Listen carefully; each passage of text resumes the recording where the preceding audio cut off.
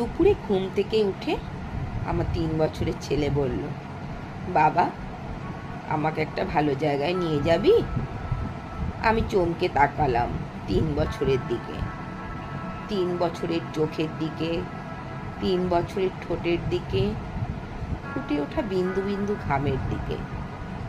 আমি বললাম, যা তো, চিড়িয়াখানাটা নিয়ে আয়, সিংহটার খুব খিদে পেয়েছে, বাঘটা তাড়া করছে হরিণকে।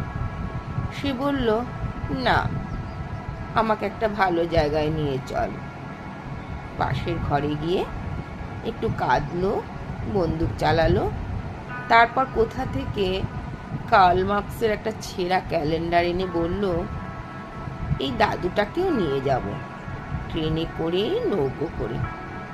এই বাবা, বাবা, একটা ভালো জায়গায় যাবি?